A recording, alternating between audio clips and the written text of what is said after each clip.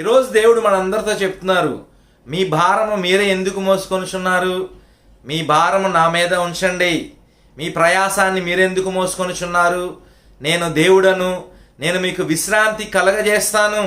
నీ భారము నా మీద ఉంచు. యేసుప్రభు అంటున్నారు, నీ భారము నా మీద మోపము, నేను నిన్ను ఆదుకుంటాను, నీకు విశ్రాంతి కలుగజేసే దేవుడను నేనే అని యేసు ప్రభువు మనందరితో ఈరోజు మాట్లాడుతూ ఉన్నారు. సహోదరుడా, సహోదరి, చాలాసార్లు మన భారములు అంటే మన సమస్యలు, భారమైన ఆలోచనలు, మన పనులు, రకరకాల మనసంతా కూడా చాలా బరువుతో నింపుకొని అనేకమైన ఆలోచనల చేత మనం చాలా భారముగా స్ట్రెస్డ్గా ఉంటాం. అదంతా నీ మనసులో ఉంచుకొని నీ మీద నువ్వు ఉంచుకుంటే చాలా భారముగా నువ్వు ఫీల్ అవుతూ ఉంటావు. సహోదరుడా, ఈరోజు దేవుడు నీతోనే మాట్లాడుతున్నారు. నీ భారము దేవుని మీద ఉంచు. యేసు ప్రభు చెప్తున్నారు కదా, నీకు విశ్రాంతి ఇవ్వటానికి నేను ఈ భూలోకంలోనికి వచ్చాను.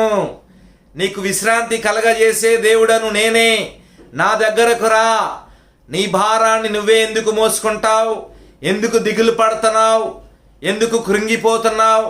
ఎందుకు అనేకమైన ఆలోచనలు కలిగి జీవిస్తున్నావు? నీ జీవితం నా చేతిలో ఉంది కదా. నిన్ను సృష్టించిన దేవుడను నేనే కదా. నేను నీకు విశ్రాంతి కలుగజేసే దేవుడను కదా. నా దగ్గరకు రా, నాకు మొర్రపెట్టు. నీ సమస్యలన్నీ నాకు తెలుసు కదా. నీ సమస్యల నుంచి నేను విడిపిస్తాను. నీ భారాన్ని తొలగించే దేవుడను నేనే. శాంతి సమాధానం నా దగ్గర ఉన్నాయి కదా. నన్ను వదిలేసి ఎక్కడెక్కడో వెతుక్కుంటావేంటి? నీకు శాంతి సమాధానం కావాలంటే నా దగ్గరకు రా.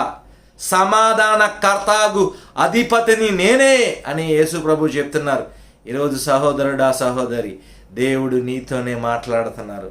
ఈరోజు మనుషులకి అనేకమైన సమస్యలు కదా, అనేకమైన ఇబ్బందులు కదా, అనేకమైన ఇరుకులు కదా. మరి వీటన్నిటిలోంచి మనకి మనమే విడిపించుకోవాలని ప్రయత్నం చేయటం మన యొక్క బుద్ధిహీనతే. మనల్ని సృష్టించినటువంటి సృష్టికర్త దగ్గరకు మనం రావాలి. మన భారాన్ని మన మీద మనం వేసుకొని మోయకూడదు. ఆయన దేవుడు కదా. ఆయన దగ్గరికి వచ్చినప్పుడు నీ భారం మొత్తం ఆయన తొలగించి నిన్ను విశాలమైన స్థలంలోనికి తోడుకొని పోతారు ఆయన, ప్రశాంతమైన మనసు ఇచ్చి. కాబట్టి యేసు ప్రభువును నమ్ము, ఆయనకు ప్రార్థన చేయి. నీ భారం మొత్తం దేవుడు తొలగిస్తారు.